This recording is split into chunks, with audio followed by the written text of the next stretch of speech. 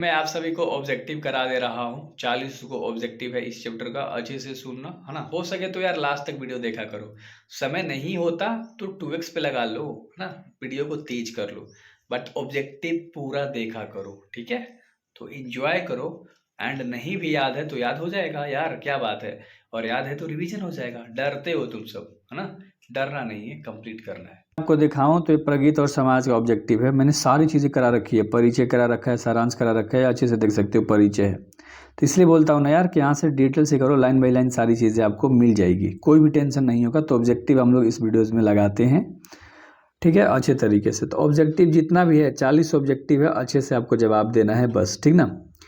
पहला सवाल है, नामवर सिंह का जन्म कब हुआ था। नामवर सिंह का जन्म कब हुआ था? तो 28 जुलाई 1927 को। ऑप्शन याद रखो, डी नंबर का ऑप्शन सही होगा। तो चीज़ें बिल्कुल भी क्लियर होनी चाहिए, ये ऑप्शन आपको याद हो के या होगा, ठीक ना। तो याद करते हुए चलेंगे हम लोग अच्छे तरीके से, बिल्कुल भी इधर उधर ध्यान नहीं करना है। नागर सिंह और नामवर सिंह के बीच का संबंध है ना। नागर सिंह और नामवर सिंह के जो बीच का संबंध था और बाप और बेटे का था, अच्छे से याद रखना, ठीक है। नामवर सिंह बेटा थे और नागर सिंह जो थे वो बाप थे, जो कि वो शिक्षक थे एक पेशे से, ठीक है। तो नामवर सिंह के पिता का नाम था नागर सिंह। अगला सवाल है, नामवर सिंह काशी हिंदू विश्वविद्यालय में रहे। तो नामवर सिंह जो थे ना, काशी हिंदू विश्वविद्यालय में रहे थे।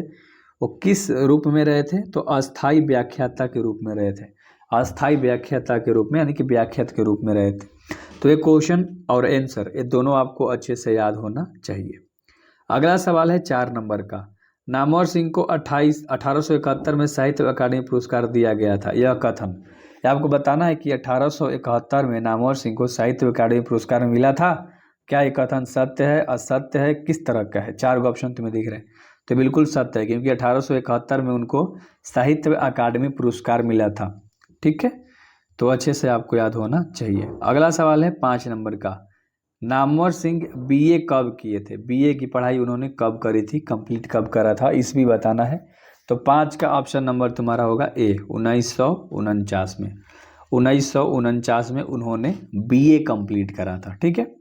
अगला सवाल है, नामवर सिंह ने आलोचना प्रेम त्रैमासिक कब से संपादन का काम संभाला था?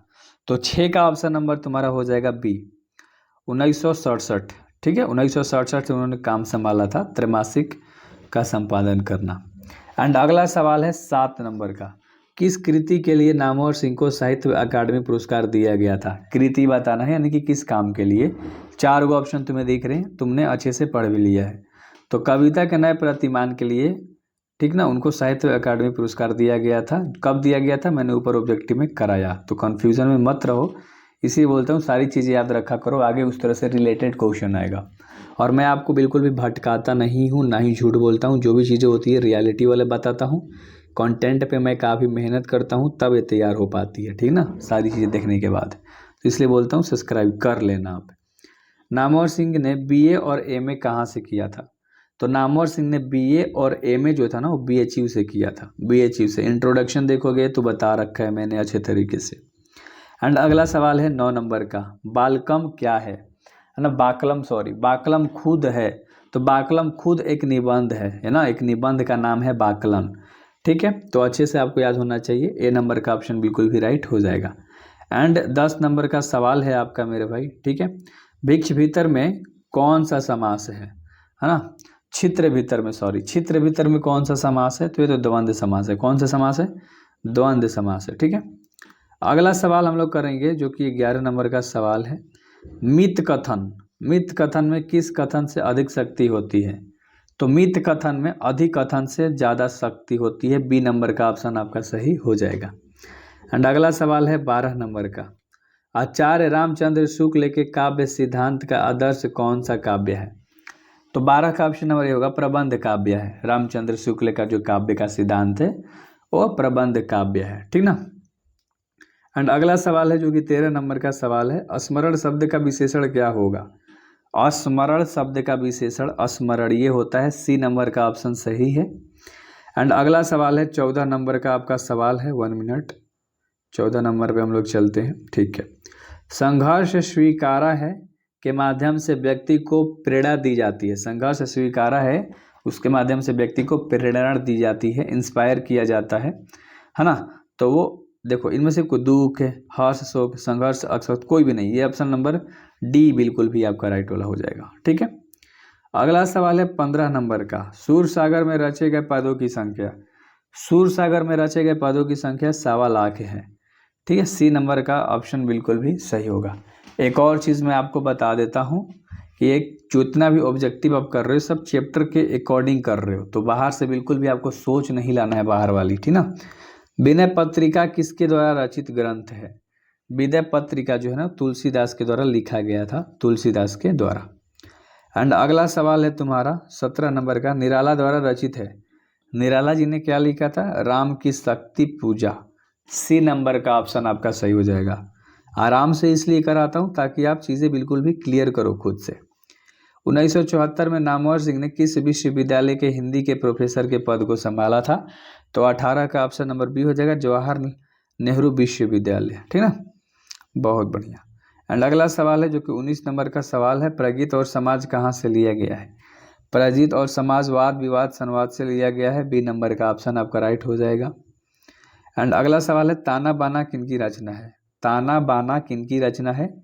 ये तो केदारनाथ की रचना थी ना, तो डी नंबर का ऑप्शन राइट हो जाएगा, ताना बाना। ठीक है, एंड 21 नंबर का सवाल है, कविता जो कुछ कह रही है उसे सिर्फ वही समझ सकता है जो इसके एकाकीपन में मानवता की आवाज़ सुन सकता है। जो यह किसका वाक्य है, मतलब यह बात जो है वह किसने कही है? तो वह केदारनाथ ने कही थी। सी नंबर का ऑप्शन बिल्कुल भी सही हो जाएगा। डी नंबर में मान लो एन ऑफ दीज है, मतलब कोई भी नहीं, तो सी नंबर का ऑप्शन सही हो जाएगा, केदारनाथ वाला। ठीक है, बाज की दाढ़ में आदमी खून, मतलब बाज की दाढ़ में मतलब आदमी खून लग चुका है, यह पंक्ति किस कविता की है ना? बाज की दाढ़ में खून लग चुका है, इतना याद रखो। तो यह किसकी कविता है बताना है। तो 22 का ऑप्शन नंबर तुम्हारा डी हो जाएगा, है ना। तय तो यही था, इसमें बात करी गई है। एंड अगला सवाल है 23 नंबर का, कविता का इतिहास मुख्यतः किसका है? कविता का इतिहास मुख्यतः प्रगीत मुक्तक है। बी नंबर का ऑप्शन सही हो जाएगा, बी।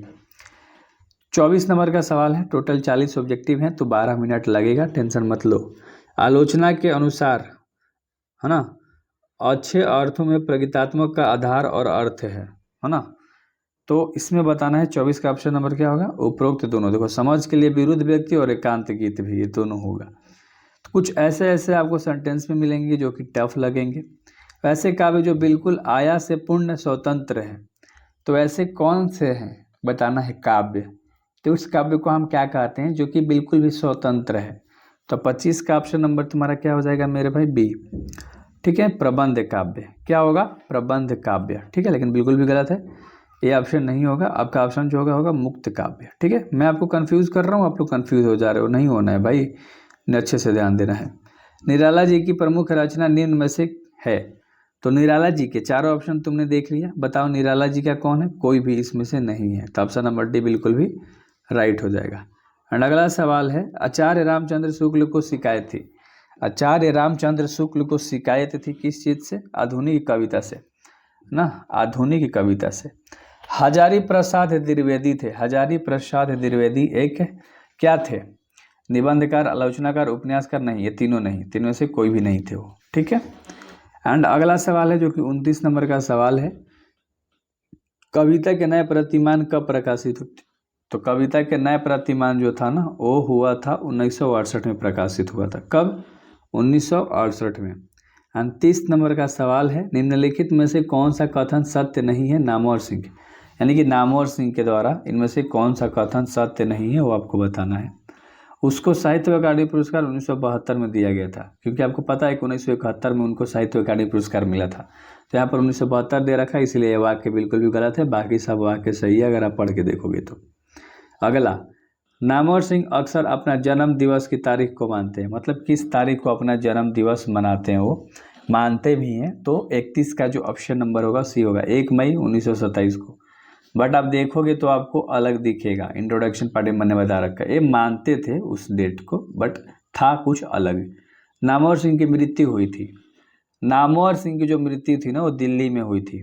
ठीक है, मुझे लगता है कि आप सब कंफ्यूज हो रहे हो, बट आपको कंफ्यूज नहीं होना है। लास्ट तक आप देखोगे तो चीज़ें क्लियर हो जाएंगी आप लोगों की। नामवर सिंह किस काल के लेखक थे? तो नामवर सिंह आधुनिक काल के लेखक थे। सी नंबर का ऑप्शन बिल्कुल भी राइट हो जाएगा। एंड कमायनी के कवि आपको बताना है तो वो थे जयशंकर प्रसाद जी। ए नंबर का ऑप्शन सही है, कमायनी का। एंड अगला सवाल है जो कि 35 नंबर का है, वाद विवाद संवाद। वाद विवाद संवाद एक आलोचना है। वाद विवाद संवाद एक आलोचना है।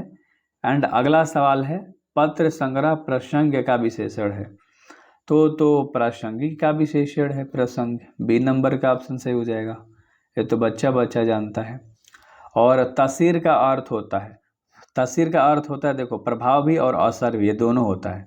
तो सी नंबर का ऑप्शन तुम्हारा सही होगा, सी नंबर वाला।